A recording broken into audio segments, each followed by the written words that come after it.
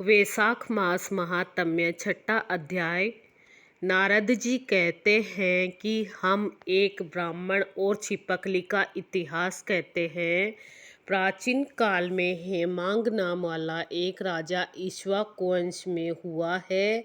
वह ब्राह्मणों का बड़ा भक्त, किसी की निंदा न करने वाला, शत्रुओं पर विजय पाने वाला तथा जितेंद्रिय था। उसने इतने यज्ञ किए कि कुंशाओं से पृथ्वी पर कुंशा ही कुंशा दिखाई देने लगी। उसने गो भूमि तथा स्वर्ण का दान देकर अनेक ब्राह्मणों को प्रसन्न किया। कोई ऐसा दान नहीं जो उसने नहीं किया हो, परंतु उसने कभी वैशाख मास में जल दान नहीं किया। वह कहता था कि अलभ्य वस्तु दान करने का फल है, जल तो सहज में ही लभ्य है। अतः वह राजा लूले, लंगड़े, अंधे और जीविकाहीन ब्राह्मणों की सेवा किया करता था, किंतु वेद पाठी, तत्वज्ञानी और ब्रह्मवादियों की पूजा नहीं किया करता। वह कहता था कि विख्यात ब्राह्मणों की सेवा तो सब करते हैं, अनाथ, अनपढ़, लूले, लंगड़े और दरिद्रियों की दुर्गति है और यही दया के पात्र है। इस दोष के कारण 3 जन्म तक उसको चातक की योनि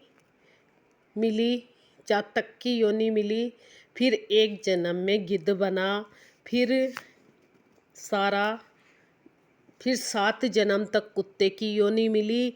फिर एक राजा के महल में छिपकली की योनि में उत्पन्न हुआ।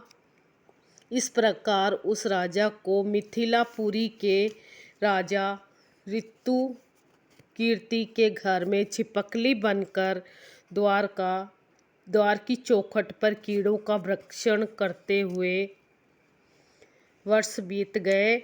एक समय ऋतुदेव ऋषि भूखे प्यासे दोपहर के समय मार्ग में थके हुए मिथिलापति के घर आए। ऋषि को देख राजा ने खड़े होकर उनका बड़ा आदर सत्कार किया, मधुपर्क आदि करके उनका पूजन किया और उनके चरण धोकर अपने माथे पर उस जल को छिड़का। देव योग से उस जल की एक बूंद पड़ते ही उसको अनेक योनियों के जन्म का ज्ञान हो गया और हाय हाय करने लगा कि हे ब्राह्मण देवता, मेरी रक्षा करो, मेरी रक्षा करो।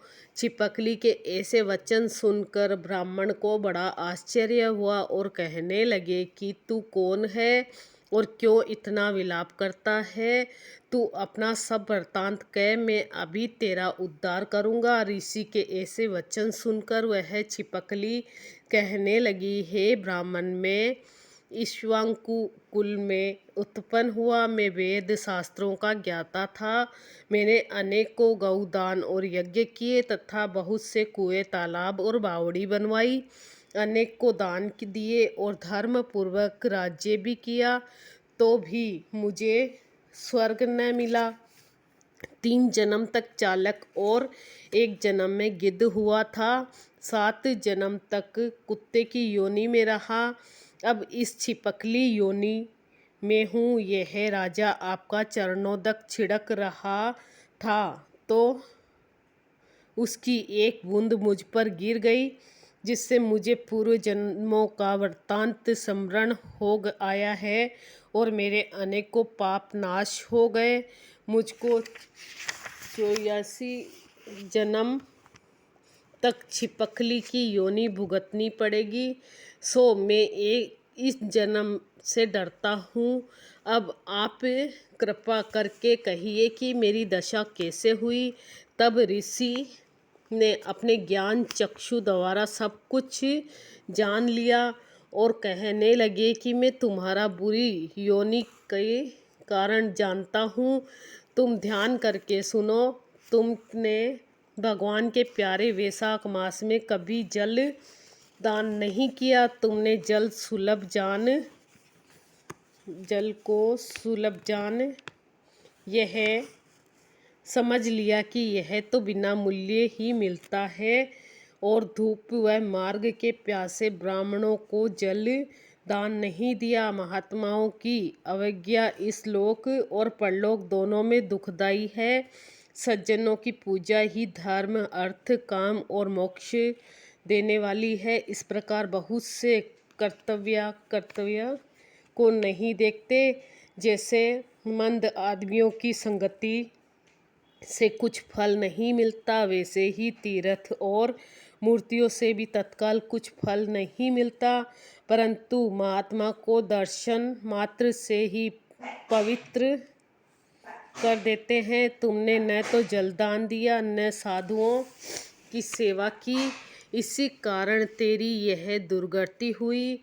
अब मैंने जो वैशाख में पुण्य किया है वह तेरे को दूंगा, उसी के फल से तेरी शांति होगी।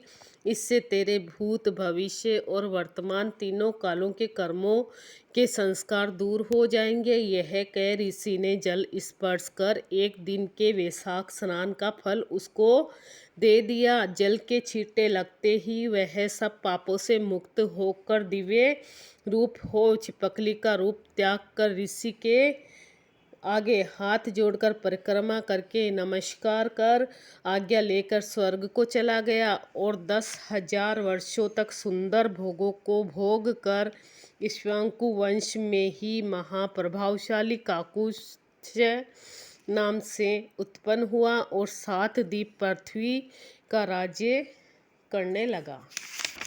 6वां अध्याय सुनाया मैंने वैशाख मास का।